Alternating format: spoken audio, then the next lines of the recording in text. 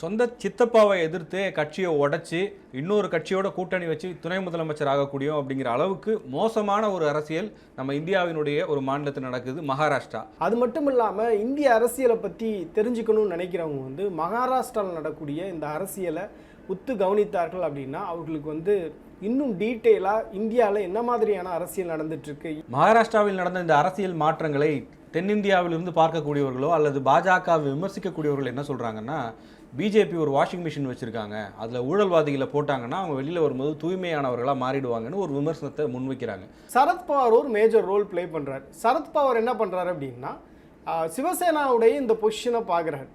அப்போ காங்கிரஸ்டையும் பேச்சுவார்த்தை நடத்துகிறார். சிவசேனா, காங்கிரஸ், என்சிபி இந்த மூணு சேர்ந்தது அப்படின்னா நமக்கு அந்த 145 மார்க்ன்றது ஈஸியாக நம்ம அச்சீவ் பண்ண முடியுது.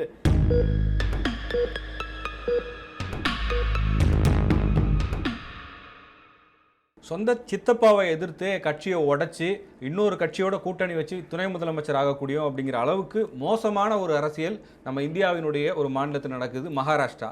நம்ம தமிழ்நாட்டிலிருந்து பார்க்கும்போது என்னடா இப்படியெல்லாம் அரசியல் நடக்குமான்னு கேட்கும்போது சரத்பவாரே சொல்கிறார், ஏங்க உங்களுக்கு வேணால் ஆச்சரியமாக இருக்கலாம், இங்கே இந்த மாதிரி அரசியல் தான் நடக்கும், அதுவும் அஜித் பவார் இப்படி தான் பண்ணுவார் எனக்கு முன்னாடியே தெரியும்னு சொல்கிறார். அந்த அளவுக்கு பேசு பொருளாக மாறி இருக்கக்கூடிய மகாராஷ்டிரா மாநிலத்தின் அரசியல் என்பது அதனுடைய தாக்கம் வரப்போகிற நாடாளுமன்ற தேர்தலில் எதிரொலிக்குமா?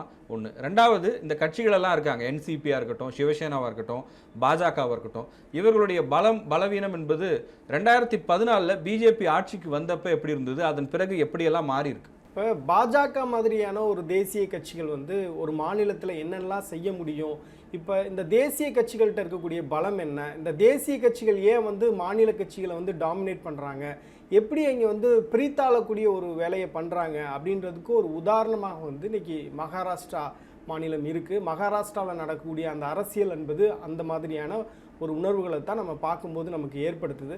அது மட்டும் இல்லாமல் இந்திய அரசியலை பற்றி தெரிஞ்சுக்கணும்னு நினைக்கிறவங்க மகாராஷ்டிராவில் நடக்கக்கூடிய இந்த அரசியலை உத்து கவனித்தார்கள் அப்படின்னா அவர்களுக்கு இன்னும் டீட்டெயிலாக இந்தியாவில் என்ன மாதிரியான அரசியல் நடந்துட்டுருக்கு, ஏன் ஒவ்வொரு மாநிலத்திலும் மாநில கட்சிகளுடைய பலம் குறையுது நாளுக்கு நாள் அப்படின்றது தெரிந்து கொள்வதற்கான ஒரு வாய்ப்பு இருக்குது. இப்போ மகாராஷ்டிராவை பற்றி நம்ம பேசும்போது குரோனாலஜிக்கலாக நம்ம ரொம்ப பின்னாடி போவேன்னா 2014 என்ன நடந்தது அப்படின்றத பற்றி நம்ம டீட்டெயிலாக பேசலாம்னு நினைக்கிறேன். 2014 பாஜகவும் சிவசேனாவும் ஒரு என்டிஏ அலைன்ஸில் அவங்க ஒரு கூட்டணி அமைக்கிறாங்க. அப்போ பாஜகன்றது ஒரு ஸ்மாலர் அலைன்ஸாக இருந்தது. மகாராஷ்டிரா மாநிலத்தை பொறுத்தவரையில் பெரிய கட்சிகள் அப்படின்னா சிவசேனா, காங்கிரஸ், தேசியவாத காங்கிரஸ் தான். பாஜக அப்போ தான் இங்கே நுழையிறாங்க. ஒரு சின்ன ஒரு மைனர் பார்ட்னராக, ஒரு ஸ்மாலர் பார்ட்னர்னு சொல்லலாம், ஸ்மாலர் பார்ட்னராக சிவசேனாவோட கூட்டணி சேர்றாங்க. சிவசேனாவுக்கும் பாஜகவுக்கும் ஒரு வகையில் அவர்களுடைய கொள்கை என்பது ஹிந்துத்வா தான். ஸோ அந்த அடிப்படையில் ஒரு 25 ஆண்டு காலமாக அவங்க தொடர்ச்சியாக இணைந்து பயணிக்கக்கூடியவர்களாக இருக்காங்க. அப்போ 2014 கூட்டணி பேச்சுவார்த்தை நடக்குது. அந்த கூட்டணி பேச்சுவார்த்தையில் சிவசேனா என்ன பண்ணுறாங்க, நீங்கள் 130 இடங்களில் வேணால் நாங்கள் உங்களுக்கு தர்றோம், 130 இடங்களில் நீங்கள் போட்டியிடுங்க அப்படின்னு சொல்கிறாங்க. ஆனால் பாஜகவை பொறுத்தவரையில் எங்களுக்கு அதிகமான இடங்கள் தேவை, ஒரு 150+ எங்களுக்கு தேவை அப்படின்னு டிமாண்ட் வைக்கிறாங்க. கடைசியில் இந்த பேச்சுவார்த்தைக்கு பாஜக ஒத்து வராததுனால பாஜக என்ன பண்ணுது அப்படின்னா தனித்து அந்த தேர்தலை எதிர்கொள்கிறாங்க. அதே மாதிரி சிவசேனாவும் தனித்து எதிர்கொள்கிறாங்க. இதில் இன்ட்ரெஸ்டிங்கான விஷயம் என்ன அப்படின்னா போஸ்ட் போல் அலைன்ஸை 2 பேரும் சேர்ந்துக்கிறாங்க. அதை பற்றி நம்ம பேசுறதுக்கு முன்னாடி மகாராஷ்டிரா மாநிலத்தில் மொத்தம் 288 சட்டமன்ற தொகுதிகள் இருக்குது. அதில் 145 தொகுதிகளை யார் ஜெயிக்கிறாங்களோ அவங்க தான் ஆட்சி அமைக்க முடியும். 145 தான் மெஜாரிட்டி மார்க்கு. இப்போ பிஜேபி 288 சட்டமன்ற தொகுதிகள் இருக்குன்னு சொன்னோம்ல, அதில் 122 இடங்களில் தனித்து அவங்க மிகப்பெரிய ஒரு வெற்றியை அடைகிறாங்க. 42% வாக்குகள் அவங்க செக்யூர் பண்ணுறாங்க. அதே மாதிரி சிவசேனா பார்த்தோம்னா 2014 நான் இதை ஏன் சொல்கிறேன்னா உங்களுக்கு ஓவராலாக ஒரு பேக்ரவுண்ட் தெரியும். 2019 சினாரியோ எப்படி மாறுபடுது, இப்போ என்ன சிச்சுவேஷன்றதை நம்ம தெரிஞ்சுக்கிறதுக்கான ஒரு பேக்ரவுண்டு தான் இது. சிவசேனா 288 தொகுதிகளில் அவங்களும் தனித்து போட்டிடுறாங்க. 63 இடங்களில் வெற்றி பெறாங்க. பாஜக ஒரு ஸ்மாலர் அலைன்ஸாக இருந்தது. சிவசேனா பாஜக கேட்ட மாதிரி ஒரு 150 இடங்களை கொடுத்துருந்தாங்க அப்படின்னா ஒரு பெரிய வெற்றியை சிவசேனாவும் பார்த்துருக்கும், ஒரு பெரிய ஒரு வெற்றியை அந்த அலைன்ஸுமே அடைஞ்சிருக்கும். பட் ஆனால் பிஜேபி தனித்து போட்டியிட்ட போது அவங்களுக்கு 122 இடங்கள் வெற்றி பெறுவதற்கான வாய்ப்பு கிடைக்குது. அப்போ என்ன பண்ணுறாங்க அப்படின்னா, இப்போ பாஜகவுக்கு ஒரு பெரிய செல்வாக்கு மகாராஷ்டிராவில் உருவாகியிருக்கு. ஏன்னா அந்த சமயத்தில் தான் பிரதமர் மோடி வந்து பிரதமராக பதவியேற்றுக்கிறாரு. அந்த மோடி வேவ், மோடி அலை அப்படின்றது வந்து மிகப்பெரிய அளவில் மகாராஷ்டிராலையும் எதிரொலித்தது. அதனுடைய பலனை என்ன ஆச்சு அப்படின்னா 122 இடங்கள் வந்து ஜெயிக்கிறாங்க. சிவசேனா 63, அவங்க வந்து ஒரு 22% வாக்குகளை பெறாங்க. காங்கிரஸை பொறுத்தவரையில் அவங்களும் தனித்து தான் போட்டிடுறாங்க, 42 இடத்துல வின் பண்ணுறாங்க. என்சிபியும் 41 இடத்துல வின் பண்ணுறாங்க. காங்கிரஸ் வந்து 15% ஓட்டு அவங்களுக்கு இருக்குது. அதே மாதிரி என்சிபிக்கு 14%. இப்போ காங்கிரஸுக்கு என்சிபின்னு பார்த்தோம் அப்படின்னா அவங்களுடைய அந்த ஓவரால் வெற்றி சதவீதமும் சரி, அவர்கள் பெற்ற அந்த சட்டமன்ற உறுப்பினர்களுமே கூட ரொம்ப பெரிய வித்தியாசத்தை வந்து எப்பயுமே ஏற்படுத்தாது. ஒரு சிமிலரான அப்ரோச் தான் ரெண்டுக்கும் நம்ம பார்க்க முடியும். இப்போ பிஜேபி சிவசேனா பற்றி ஏன் பேசுகிறோன்னா, 2014 பிஜேபி வந்து 122 இடங்களில் ஜெயிக்கிறாங்க. அப்புறம் போஸ்ட் போல் அலைன்ஸாக வந்து சிவசேனா வந்து பிஜேபிக்கு ஆதரவு கொடுக்குறாங்க. ஆதரவு கொடுக்கும்போது தேவேந்திர ஃபட்னவிஸ் வந்து மாநிலத்துடைய முதலமைச்சர் ஆகிறாரு. கிட்டத்தட்ட அவர் 5 இயர்ஸ் வந்து ப்ராப்பராக கம்ப்ளீட் பண்ணுறாரு.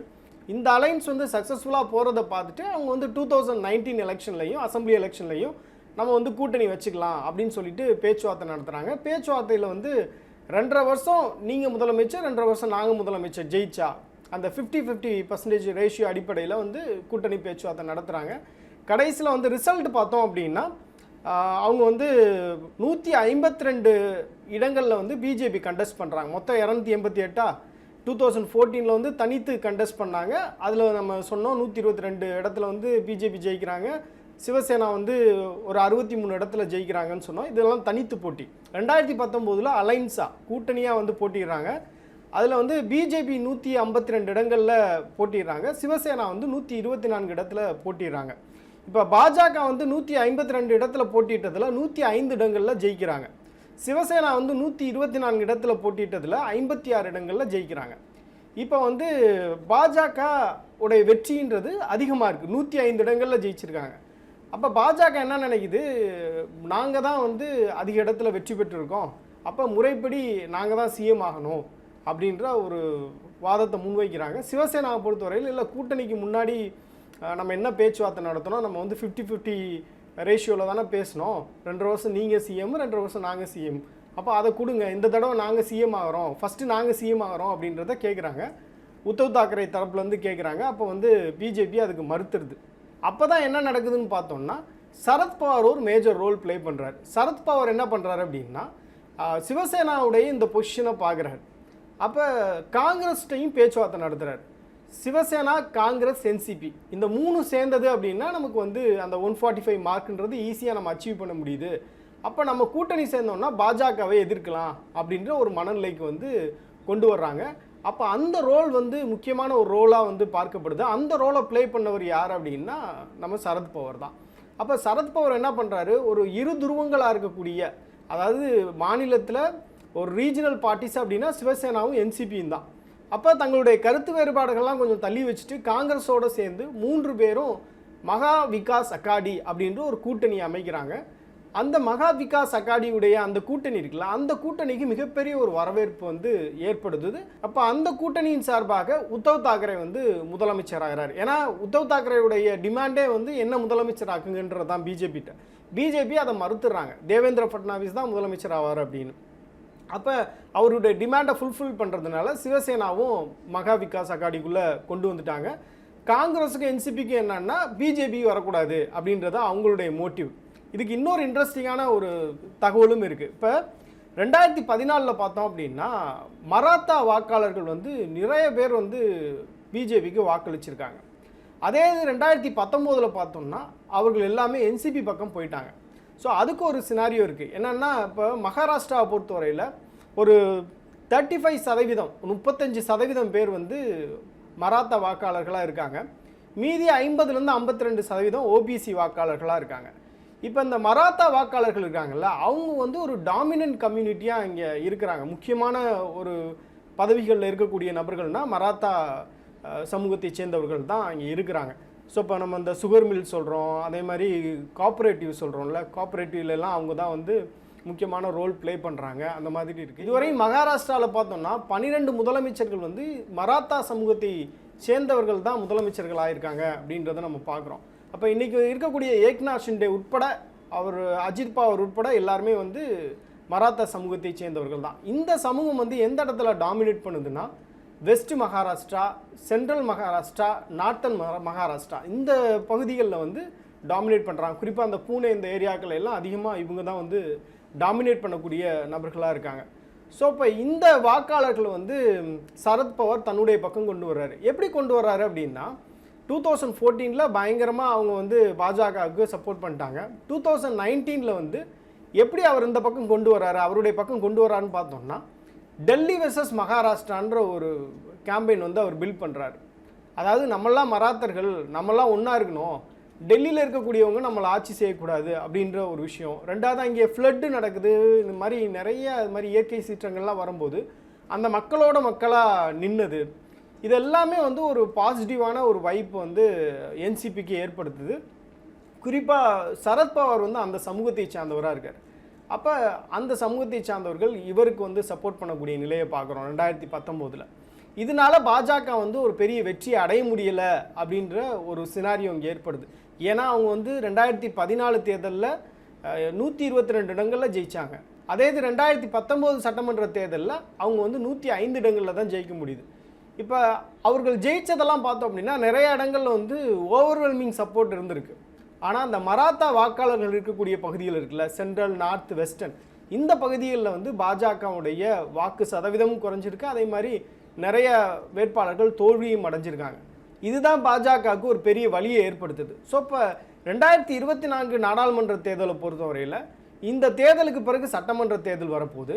அப்போ நம்ம ஏக்நாத் ஷிண்டேயும் நம்ம பக்கத்தில் வச்சுக்கணும். அதே மாதிரி இந்த மராத்தா வாக்காளர்களை கவர் பண்ணுறதுக்கு, இன்னும் பெட்டராக கவர் பண்ணுறதுக்கு அஜித் பவாரும் கூட இருந்தார் அப்படின்னா அது வந்து சரியாக இருக்கும். 2024 நம்ம பெரிய அளவில் ஜெயிக்க முடியும். ஏன்னா பெரிய கன்சர்ன் என்னன்னா, இன்றைக்கி மகாராஷ்டிரா தான் இந்தியாவில் இருக்கக்கூடிய 2வது பெரிய மாநிலம். 48 நாடாளுமன்ற உறுப்பினர்களை நாடாளுமன்றத்துக்கு அனுப்பக்கூடிய ஒரு மாநிலமாக இருக்குது. கடந்த தேர்தலில் வந்து 23 இடங்களில் பாஜக இங்கே வெற்றி அடைகிறாங்க. 2014 23 நாடாளுமன்ற தொகுதியில் ஜெயிக்கிறாங்க. 2019 23 நாடாளுமன்ற தொகுதிகளில் ஜெயிக்கிறாங்க. சிவசேனா வந்து அதே மாதிரி 18 மெயின்டைன் பண்ணுறாங்க. 2014 18, 2019 18 ஜெயிக்கிறாங்க. இப்போ இது ஓவராலாக கவர் பண்ணோம் அப்படின்னா அவங்க வந்து அட்லீஸ்ட் ஒரு 30 to 35 நாடாளுமன்ற உறுப்பினர்களை எப்படியாவது மகாராஷ்டிராவிலேருந்து எடுக்கணும் அப்படின்றத பார்க்குறாங்க. மகாராஷ்டிராவுடைய பெரிய யுனிக்னஸ் என்ன அப்படின்னா, அந்த மாநிலத்தில் வந்து ஒரு பர்சனாலிட்டி பேஸ்டு பாலிடிக்ஸ் இருந்தாலும் கூட ஒவ்வொருத்தருக்கும் ஒரு தனிப்பட்ட செல்வாக்குன்றது இருக்குது. இப்போ ஒவ்வொரு எம்எல்ஏக்கும் ஒரு தனிப்பட்ட செல்வாக்கு இருக்குது. அந்த செல்வாக்கின் அடிப்படையில் தான் மக்கள் வந்து வாக்களிக்கிறாங்க. இப்போ இங்கே நம்ம வந்து ஜெயலலிதா, கலைஞர், இப்போ இவங்களுடைய முகத்துக்கு நம்ம வாக்களிப்போம். ப்ளஸ் இங்கே இருக்கக்கூடிய சித்தாந்தம், ஐடியாலஜி, இங்கே வந்து தமிழ்நாட்டை பொறுத்தவரையில் திராவிடியன் ஐடியாலஜின்றது ஒரு பவர்ஃபுல்லான ஒரு ஐடியாலஜியாக திமுக ப்ரொஜெக்ட் பண்ணுறாங்க. அந்த மாதிரி ஐடியாலஜி பேஸ்டாகவும் வாக்களிப்பாங்க. பட் மகாராஷ்டிராவில் பொறுத்தோம் அப்படின்னா அது purely on person to person பாலிடிக்ஸ்ன்ற மாதிரி மாறிடுது. அங்கே உள்ள எம்எல்ஏவினுடைய செல்வாக்கை பொறுத்து தான் மக்கள் வாக்களிக்கிறாங்க. அப்போ அந்த ஏரியாவை கவர் பண்ணுறதுக்கு இந்த மாதிரி மற்ற கட்சிகள்லேருந்து நம்ம வந்து பவர்ஃபுல்லான ஆட்களை, செல்வாக்குள்ள ஆட்களை நம்ம பக்கம் கூப்பிட்டுக்கிட்டோம் அப்படின்னா நம்ம ஜெயிக்கிறது வந்து ஈஸியாக இருக்கும் அப்படின்றது ஒரு பார்வை. ரெண்டாவது, எதிர்க்கட்சிகளை குழப்பணும் அப்படின்றது வந்து பாஜகவுடைய ஒரு ஸ்ட்ராட்டஜியாக இருக்குது. இப்போ அனைத்து எதிர்க்கட்சிகளும் ஒன்று கூடி ஒரு கூட்டத்தை பாட்னாவில் போட்டாங்க. அதுக்கடுத்து பெங்களூரில் வந்து தேதியை அறிவிச்சிருக்காங்க. அப்போ எதிர்க்கட்சிகள்லாம் ஒன்றிணைய நினைக்கிறாங்க. இப்போ அங்கே வந்து ஒரு குழப்பத்தை விளைவிக்கணும். அந்த குழப்பத்தை எப்படி விளைவிக்க முடியும் அப்படின்னு பார்க்கும்போது ஒரு ஈஸி அப்ரோச்சாக வந்து சரத்பவார் இருக்கார். சரத்பவாருடைய என்சிபி இருக்குது.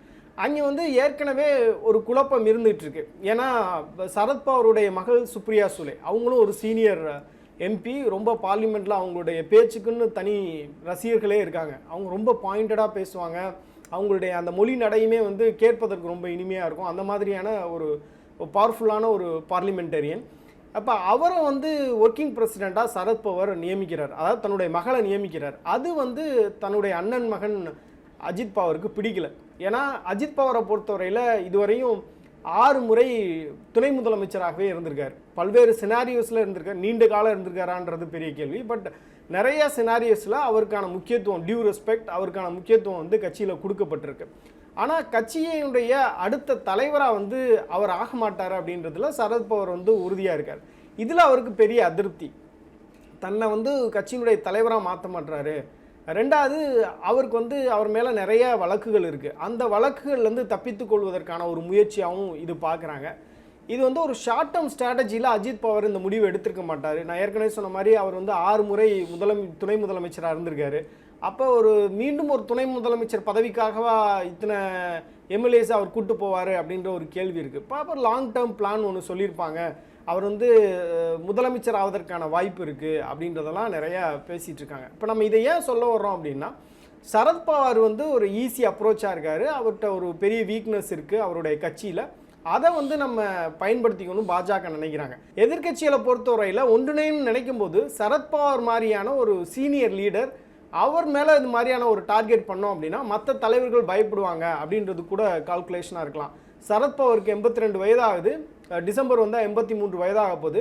பாட்னாவில் நடந்த கூட்டத்திலையும் அவர் தான் அந்த தேதியை அனௌன்ஸ் பண்ணார். அதே மாதிரி பெங்களூர் கூட்டத்தையும் அவர் தான் அனௌன்ஸ் பண்ணார். அப்புறம் போஸ்ட்போன் பண்ணாங்க. இப்போ டேட் அனௌன்ஸ் பண்ணியிருக்காங்க.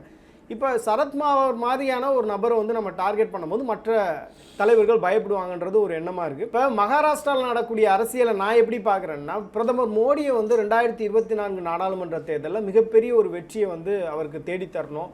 ஏன்னா இப்போ இங்கே இருக்கக்கூடிய சூழ்நிலைகள் பார்த்தோம் அப்படின்னா, இப்போ தென் மாநிலங்களாக இருக்கட்டும், அதே மாதிரி கிழக்கு பகுதிகளில் இருக்கக்கூடிய மாநிலங்களாக இருக்கட்டும், இங்கெல்லாம் வந்து பாஜக ஓரளவு வீக்கர் பார்ட்டியாக இருக்குது.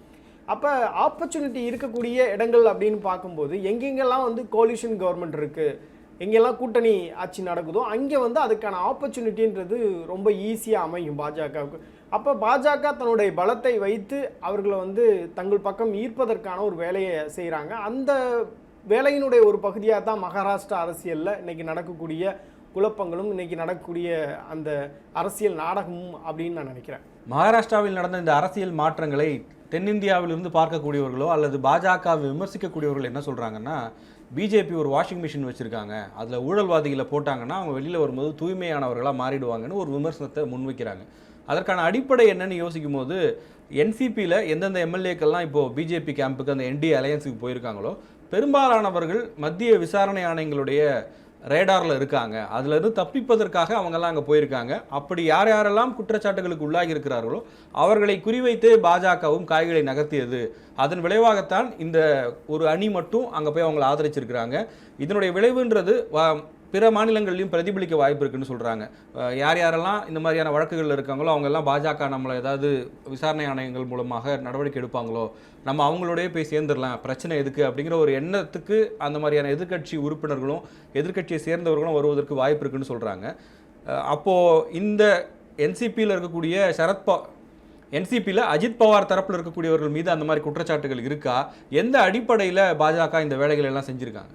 இப்போ இங்கே பார்த்தோம் அப்படின்னா டிஃபெக்ஷனுக்கான ஸ்கோப் எப்போ வரும் அப்படின்னா, உங்களுக்கு வந்து இந்த மாதிரி வழக்குகள் இருக்குது அப்படின்னா இங்கே வந்து ஈஸியாக டிஃபெக்ஷன் சுவிட்ச் ஓவர் இருக்கு. இப்போ பாஜகவை பார்த்தோம்னா பாஜகவில் தலைவர்களுக்கான பற்றாக்குறை வந்து ஒவ்வொரு மாநிலங்கள்லேயும் இருக்குது. அதாவது இப்போ நம்ம வந்து சென்ட்ரல் லீடர்ஷிப் வந்து பாஜகவில் எப்பயுமே ஸ்ட்ராங்கு. இப்போ நீங்கள் பிரதமர் மோடி, அமித்ஷா இந்த மாதிரி நீங்கள் சொல்லிக்கிட்டே இருக்கலாம். வரிசையாக நீங்கள் வந்து ஒரு 10 பேர் சொல்ல முடியும்.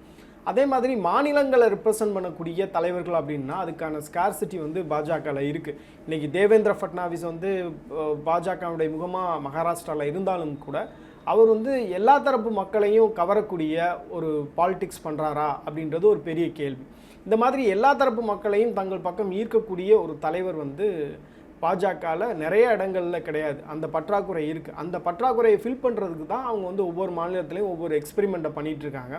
இப்போ இந்த 2024 நாடாளுமன்ற தேர்தல் அப்படின்றது ரொம்ப ஒரு க்ளோஸ் டு த ஹார்ட். அமித்ஷாவுக்கும் சரி, அது பிரதமர் மோடிக்கும் சரி, க்ளோஸ் டு த ஹார்ட்டாக இருக்குது. ஏன்னா 2 டைம் வந்து ஒரு இமாலய வெற்றி. 2014 பாஜக இதுவரை நினைத்து பார்க்க முடியாத ஒரு வெற்றி. அவங்க வந்து ஒரு பெரிய பலத்தோடு அவங்க ஆட்சி அமைக்க முடிஞ்சது.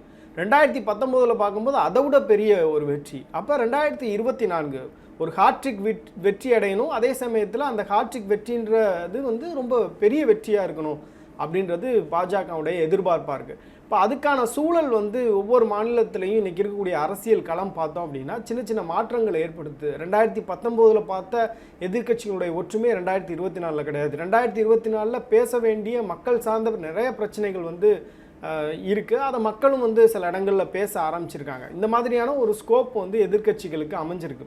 இப்போ இந்த சூழலை எப்படி வந்து தங்களுக்கான ஒரு சாதகமாக மாற்றுறது, அது பாதகமாக இருந்தாலும் கூட அதை எப்படி சாதகமாக மாற்றுறது, எப்படி எதிர்க்கட்சிகள் மத்தியில் ஒரு குழப்பத்தை விளைவிக்கிறது, யார் யாரெல்லாம் வந்து பதவிக்காக ஆசைப்படக்கூடியவர்களாக இருக்காங்க, யார் யாரெல்லாம் வழக்குகளின் பின்னணியில் வந்து சிக்கியிருக்காங்க, அவங்கள ஐடென்டிஃபை பண்ணி அவங்கள தங்கள் பக்கம் இழுக்கிறதுக்கான ஒரு முயற்சி எடுக்கிறாங்க. ஏன்னா கர்நாடகா பார்த்தோன்னா காங்கிரஸ் கட்சிக்கு வந்து ஒரு பெரிய ஒரு வெற்றியாக இந்த 2023 நடந்த சட்டமன்ற தேர்தல் அமைஞ்சிருச்சு. ஏன்னா பாஜக வந்து பெரிய ஒரு வெற்றியை அங்கே எதிர்பார்த்தாங்க. அங்கே சாத்தியம் இல்லாததுனால இந்த வேவ் வந்து அடுத்தடுத்த மாநில தேர்தலில் எதிரொலிக்கும், அது வந்து ஒரு பிரச்சாரமாக மாறுறதுக்கான வாய்ப்பு இருக்குது. அது வந்து 2024 நாடாளுமன்ற தேர்தலில் பிரதமர் மோடிக்கே வந்து அது எதிராக கூட அமைவதற்கான வாய்ப்பு இருக்குது அப்படின்ற ஒரு பயம் வந்து இருக்குது. அப்போ இந்த நான் ஏற்கனவே சொன்ன மாதிரி எங்கெங்கெல்லாம் வந்து கூட்டணி கட்சிகளுடைய ஆட்சி நடக்குது அப்படின்றத பார்க்குறாங்க. இப்போ அந்த மாநிலத்தில் ஈஸியாக அவங்களுடைய அப்ரோச்சை வந்து பில்ட் பண்ண முடியும். இப்போ அதிருப்தியில் இருக்கக்கூடிய தலைவர்கள், வழக்குகளின் பின்னணியில் இருக்கக்கூடிய தலைவர்கள் எல்லாம் தங்கள் பக்கம் ஈர்த்தால் அங்கே வந்து ஒரு லீடர்ஷிப்பை பில்ட் பண்ணி அவங்களால வந்து செயல் பண்ண முடியும் அப்படின்றது பார்க்குறாங்க. இன்னொரு இன்ட்ரெஸ்டிங்கான ஒரு ஃபேக்ட், ஒரு ஜேர்னலிஸ்ட் தான் நான் பேசினதை நான் கேட்டேன். அதில் வந்து பாஜக எங்கெல்லாம் வந்து ஒரு பிரச்சனையை எதிர்கொள்ளுது அப்படின்னா, எங்கெல்லாம் வந்து ஒரு ஸ்ட்ராங்கான ஒரு ஐடியாலஜி, எங்கெங்கெல்லாம் ஒரு வலுவான சித்தாந்தம் இருக்கோ அந்த இடத்துல பாஜகவால் ஒரு உடைத்து ஒரு மாற்றத்தை கொண்டு வருவதற்கான ஒரு வேலையை செய்ய முடியலை. பட் எங்கெங்கெல்லாம் வந்து ஒரு பர்சனாலிட்டி பாலிடிக்ஸு, இல்லை நீங்கள் வந்து ஒரு கரப்ஷன், இல்லை டைனஸ்டி, ஒரு குடும்ப ஆட்சி நடக்குதோ அங்கெல்லாம் வந்து ஈஸியாக வந்து அவர்களால் உள்ளே நுழைஞ்சு அதை ஆக்கிரமிக்க முடியுது அப்படின்ற ஒரு விஷயத்த ஷேர் பண்ணார். இது எந்த அளவுக்கு உண்மைன்றது தெரியல. பட் ஒரு டிஸ்கஷனுக்காக நம்ம அதை எடுத்துக்கிட்டோம் அப்படின்னாலும் கூட ஒரு வகையில் அது சரிதானோ அப்படின்ற ஒரு பார்வை வந்து நமக்கு ஏற்படுத்துது. இப்போ திமுக மாதிரியான கட்சிகளில் வந்து உங்களுக்கு வலுவான சித்தாந்தம் இருக்குது. அங்கே வந்து ஒரு டைனஸ்டி இருந்தாலும் கூட ஒரு வலுவான சித்தாந்தம் இருக்குது. அந்த சித்தாந்தம் தான் இங்கே வந்து ஒரு பிளவை ஏற்படுத்த முடியாத ஒரு நிலையை ஏற்படுத்துது. இப்போ இதை ஏன் நம்ம பேசுகிறோம்னா, இங்கே வந்து தேசியவாத காங்கிரஸை பொறுத்தவரையில் அந்த கட்சிக்குன்னு ஒரு சித்தாந்தமும் கிடையாது. அந்த கட்சியை பொறுத்தவரையில் சரத்பவார் வந்து அந்த கட்சியுடைய ஃபவுண்டர், அவர் தான் அந்த கட்சியுடைய தலைவர். அவருக்கான பாலிடிக்ஸ் அப்படின்றது வந்து ஒரு டான் மாதிரியான ஒரு பாலிடிக்ஸ். லைக் அவருக்கு ஒரு பெரிய செல்வாக்கு பணக்காரர்கள் மத்தியில் இருக்குது, அதே மாதிரி இண்டஸ்ட்ரியலிஸ்ட் மத்தியில் இருக்குது, அதே மாதிரி கோஆப்ரேட்டிவ் சொசைட்டிஸ் அந்த அமைப்புகள் மத்தியில் இருக்குது. இதுதான் அவருடைய பெரிய பவராக இருக்குது. ரெண்டாவது, அவர் வந்து நம்ம ஏற்கனவே பேசியிருக்கோம், அப்போவே அவர் ஏக்நாத் ஷிண்டே மாதிரியான செயல்களை பண்ணியிருக்காரு. ஸோ இது வந்து சரத்பவாருக்கு புதுசு கிடையாது. ஒவ்வொரு தடையும் அவர் வீழ்ந்து எழுந்திருக்கக்கூடிய ஒரு நபர் தான். இந்திய அரசியலில் நிறையா முறை வந்து சரத்பவாருடைய பேச்சு அடிபட்டுக்கிட்டே இருக்கும். அவருடைய அந்த சென்ஸ் ஆஃப் ஹியூமர், அதே மாதிரி அவர் சென்ஸ் ஆஃப் டிசிஷன் மேக்கிங் எல்லாமே வந்து பேசப்படும். ஏன்னா பிரதமர் பற்றியான ஒரு டாக் வரும்போதெல்லாம் யார் அடுத்த பிரதமர் அப்படின்னு கேட்கும்போது, பேசும்போது, விவாதிக்கும் போது சரத்பவார் பேரையும் சேர்த்துப்பாங்க. சின்ன கட்சி இருந்தாலும் இப்போ திமுக மாதிரியான பெரிய கட்சி கூட கிடையாது. பட் ஆனால் இந்த மாநிலத்தில் அந்த தலைவருக்குன்னு ஒரு முக்கியத்துவம் இருக்குல்ல, அந்த முக்கியத்துவம் என்சிபியில் சரத்பவார் இருக்கே தவிர மற்றபடி அவரால் வந்து ஓவரால் ஒரு கண்ட்ரோல் பண்ண முடியுமா அப்படின்னு கேட்டால் அது பெரிய கேள்வி தான். நான் ஏற்கனவே சொன்ன மாதிரி ஒவ்வொரு தொகுதிகள்லையும் அந்தந்த எம்எல்ஏக்கள் தான் அதை வந்து ஹோல்ட் பண்ணுறாங்க. இன்றைக்கி மகாராஷ்டிரா அரசியலில் நடக்கக்கூடிய விஷயம் என்னன்னு பார்த்தோம் அப்படின்னா, அஜித் பவார் கேம்புக்கு வந்து 35லேருந்து 38 சட்டமன்ற உறுப்பினர்கள் வரையும் ஆதரவு தெரிவிக்கிறதா சொல்கிறாங்க. ஓவரால் டேலி என்சிபியோடைய டேலின்னு அப்படின்னு எடுத்துக்கிட்டோம்னா 53 இருக்குது. மீதி இருக்கக்கூடிய ஒரு சிலர் தான் வந்து ஒரு 13லேருந்து 14 பேர் தான் வந்து சரத்பவார் ஆதரிக்க போகிறாங்க. மீதி எல்லாருமே வந்து அஜித் பவார் தான் ஆதரிக்கிறாங்க. இப்போ இந்த ஆன்டி டிஃபெக்ஷன் லாவை பொறுத்தவரையில் குறைந்தது 36 சட்டமன்ற உறுப்பினர்களாவது உங்கள் பக்கம் இருக்கணும். அதுக்கு குறைவாக இருந்தது அப்படின்னா ஆன்டி டிஃபெக்ஷன் லா வந்து அப்ளை ஆகும். கட்சி தாவல் தடை சட்டத்தின்படி தகுதி நீக்கம் செய்வதற்கான வாய்ப்பு இருக்குது. ஸோ அந்த ஒரு சூழல் வந்து அஜித் பவார் கேம்புக்கு வராது அப்படின்னு நினைக்கிறேன். ஏன்னா எந்த பக்கம் பவர் இருக்கோ அந்த பக்கம் தானே அரசியல்வாதிகள் வருவாங்க. ஏன்னா இப்போ அவர் துணை முதலமைச்சராக ஆகிட்டார். நம்ம ஏற்கனவே பேசின மாதிரி 6 முறை அவர் துணை முதலமைச்சராக இருந்ததுனால அதுக்காகலாம் அவர் வந்து இந்த பக்கம் வந்திருக்க மாட்டார். நிச்சயமாக அடுத்த 1 வாரங்களில் 2 வாரங்களில் அவர் வந்து முதலமைச்சர் ஆவதற்கான வாய்ப்பு இருக்குது. அந்த மாதிரி ஒரு டீலிங்கோடு தான் வந்திருப்பார். ரெண்டாவது, ஏன் இந்த மாதிரி எம்எல்ஏக்கள்லாம் வந்து அஜித் பவார் பக்கம் வர்றாரு அப்படின்னு பார்த்தோம்னா, அவர்கள் மேலெல்லாம் வழக்குகள் இருக்குது. ஒரு 4 பேர் மீது பயங்கரமாக அவர்கள் மேலே ஊழல் குற்றச்சாட்டுகள், வழக்குகள் இருக்குது. ஈவன் அஜித் பவார் மேலே வழக்குகள் இருக்குது. தேவேந்திர ஃபட்னாவிஸ் பல மேடைகளில் வந்து அஜித் பவார் அவருடைய அந்த என்சிபி கட்சி பற்றி ரொம்ப கீழ்த்தரமாலாம் பேசியிருக்காரு. அவருடைய ஊழல் குற்றச்சாட்டுக்களை எக்ஸ்போஸ் பண்ணுற விதமாகலாம் பேசியிருக்காரு. ஸோ அப்போ அந்த வழக்குகள்லேருந்து இந்த விசாரணை அமைப்புகளுடைய தொந்தரவுலேருந்து தப்பிக்கணும் அப்படின்றது ஒரு காரணமாக இருக்குது. அதனால் அஜித் பவார் பக்கம் எல்லோரும் வர்றாங்க. பட் மரியாதையாக பார்த்தோம் அப்படின்னா அஜித் பவாரா சரத்பவாரான்னு பார்த்தோம்னா சரத்பவாருக்கு தான் அதிகமான ஒரு மரியாதை இருக்குது. நேற்று ஒரு சில சேனல்ஸ்லாம் அவருடைய ஆதரவாளர்கள் பேசும்போது நான் கேட்டேன், மகாராஷ்டிராவுடைய புலி சரத்பவார் அப்படின்றாங்க, டைகர் ஆஃப் மகாராஷ்டிரா அப்படின்னு சொல்கிறாங்க. ஸோ நீங்கள் வந்து சீண்டி பார்த்துட்டீங்க விடமாட்டோம் அப்படின்றதுலாம் அவங்களுடைய ஸ்லோகன்ஸாக இருந்தது. சரத்பவாரை பொறுத்தவரையில் அவங்க நல்லா இருக்கட்டும், எங்கே இருந்தாலும் நல்லா இருக்கட்டும் அப்படின்ற மாதிரியான ஒரு வார்த்தைகளோட எலெக்ஷன் கமிஷனுக்கு அந்த மாதிரி கம்ப்ளைண்ட்லாம் கொடுத்துருக்காரு. பட் ஆனால் எங்கே இருந்தாலும் நல்லா இருக்கட்டும், நான் மக்கள் மன்றத்துக்கு போகிறேன் அப்படின்ற மாதிரி இங்கே எப்படி நம்ம ஓபிஎஸ் பண்ணாரோ தர்ம யுத்தம் ஸ்டார்ட் பண்ணார்ல அந்த மாதிரியான ஒரு போக்கு தான் சரத்பவார்கிட்டருந்து அந்த வார்த்தைகளாக இருந்தது. பட் சரத்பவாரை வந்து நம்ம குறைத்து மதிப்பிட முடியாது. இப்போ என்ன கன்சர்ன் அப்படின்னா அவருடைய ஏஜ், அவருக்கு இருக்கக்கூடிய பிரச்சனைகள். இந்த நிலையில் வந்து அவர் வந்து அஜித் பவாரோட சண்டை போட்டு என்சிபி அவர் பக்கம் இழுத்துருவாரா அப்படின்ற ஒரு பெரிய கேள்வி இருக்குது. இப்போ நம்ம வந்து அஜித் பவாரையும் சரத்பவாரையும் பேசிட்டோம். இப்போ ஏக்நாத் ஷிண்டேவுடைய நிலைமை என்ன அப்படின்னு பார்க்கும்போது ஏக்நாத் ஷிண்டே வந்து அவருடைய ஆதரவாளர்கள் அதிருப்தியில் தான் இருக்காங்க. ஏன்னா சிவசேனாலேருந்து ஏக்நாத் ஷிண்டே அவர் ஒரு குரூப்பை பிரிச்சுட்டு வர்றாரு. அவர் தான் ரியல் சிவசேனான்னு கிளைம் பண்ணிட்டாரு. அவருக்கு ஒரு 38 எம்எல்ஏக்கள் ஆதரவு இருக்குது. அந்த 38 எம்எல்ஏக்களும் இப்போ அதிருப்தியில் இருக்காங்க. இப்போ வந்து என்சிபியிலேருந்து அஜித் பவார் இது மாதிரி கூப்பிட்டு வந்துட்டார் 38 பேரை. இப்போ நம்மளுடைய நிலைமை என்ன ஆகும்? அந்த நம்பர் வந்து 40 கூட ஆவதற்கான வாய்ப்பு இருக்குது அப்படின்னு சொல்கிறாங்க. அப்போ நம்மளுடைய மினிஸ்ட்ரல் பர்த்தெல்லாம் போயிருமா? ஏன்னா இவர் தானே முதலமைச்சர், ஏக்நாத் ஷிண்டே தான் முதலமைச்சர். அவருக்கு கீழே வந்து நிறைய அமைச்சர் பதவியெல்லாம் வாங்கி வச்சுருக்காரு. ஸோ இப்போ அதுக்கு என்ன நடக்க போகுது அப்படின்னு பெரிய கேள்விகள், குழப்பங்கள் இது எல்லாமே இருக்குது. பட் ஏக்நாத் ஷிண்டேயை பொறுத்தவரையில் அவருக்கு இருக்கக்கூடிய ஆப்ஷன் அப்படின்னு பார்த்தோம்னா அவருக்கு இருக்கக்கூடிய ஒரே ஆப்ஷன் வந்து பிஜேபி என்ன சொல்லுதோ அதை கேட்குறது தான். முன்னாடியாவது அவருக்கு பார்கெயின் டிமாண்ட் இருந்தது. பாஜக வந்து மிரட்டி பார்த்துக்கலாம், இது மாதிரி நீங்கள் இது மாதிரி குடைச்சல் கொடுத்தீங்கன்னா நான் வெளியே போயிடுவேன் அப்படின்னு சொல்கிறதுக்கான ஒரு வாய்ப்பு இருந்தது. ஆனால் இப்போ வந்து அந்த மாதிரியான வாய்ப்பு இல்லை. ஏன்னா இங்கே என்சிபி வந்ததுனால இப்போ ஏக்நாத் ஷிண்டே குரூப்பை பொறுத்தவரையில் அவங்க வந்து பிஜேபியோட தான் இருந்து ஆகணும். இப்போ அவர்கள் வெளியே போனாங்க அப்படின்னா விசாரணை அமைப்புகள் மூலமாக நிறைய தொந்தரவுகள் வர்றதுக்கான வாய்ப்பு இருக்குது. ஏற்கனவே ஏக்நாத் ஷிண்டே கேம்பில் இருக்கக்கூடிய நிறைய எம்எல்ஏக்கள் மேலே கரப்ஷன் சார்ஜஸ் இருக்குது. சிபிஐ இடியோடைய கேசஸ்லாம் இருக்குது. அதனால அவங்க வெளியே போகிறதுக்கான வாய்ப்பு இல்லை. பட் உள்ளே இருந்து என்ன பெஸ்ட்டாக அவங்களால டிமாண்ட் பண்ணி வாங்கிக்க முடியும் அப்படின்றத அவங்க பார்ப்பாங்கன்னு நினைக்கிறேன். பாஜகவை பொறுத்தவரையில் 2024 சட்டமன்ற தேர்தலை மனதில் வைத்து இந்த மாதிரியான ஒரு அரசியல் பண்ண மாட்டாங்கன்னு நான் நினைக்கிறேன். அவங்களுடைய முழு நோக்கம் வந்து பாஜக 2024 நாடாளுமன்ற தேர்தலில் மிகப்பெரிய வெற்றி அடையணும். அந்த வெற்றி அடைவதற்கு இந்த மாதிரி சிவசேனா, என்சிபி ஃபேக்ஷன்ஸ் எல்லாம் ஒன்றா சேர்த்து நம்ம வந்து தேர்தலை சந்திக்கணும், நிறைய நாடாளுமன்ற தொகுதிகளில் ஜெயிக்கணும் அப்படின்றது தான் அவங்களுடைய ஸ்ட்ராட்டஜியாக இருக்குது. இப்போ இந்த ஷார்ட் டேர்ம் ஸ்ட்ராட்டஜியில் வந்து அடுத்து என்ன நடக்க போகுது அப்படின்றது ஒரு பெரிய கேள்வி. ஏன்னா அஜித் பவார் வந்து நம்ம சாதாரணமாக எடை போட முடியாது. அஜித் பவார் பொறுத்தவரையில் அவர் வந்து நிறைய அரசியல் மாற்றங்கள்லாம் பார்த்துருக்காரு. சொந்த சித்தப்பாவே வந்து அவர் எதிர்த்து இந்த மாதிரி ஒரு ஃபேக்ஷனை கூட்டிகிட்டு வந்து பாஜகவோட கூட்டணி சேர்றாரு அப்படின்னா அவருக்கு ஒரு கால்குலேஷன் இருக்கும்.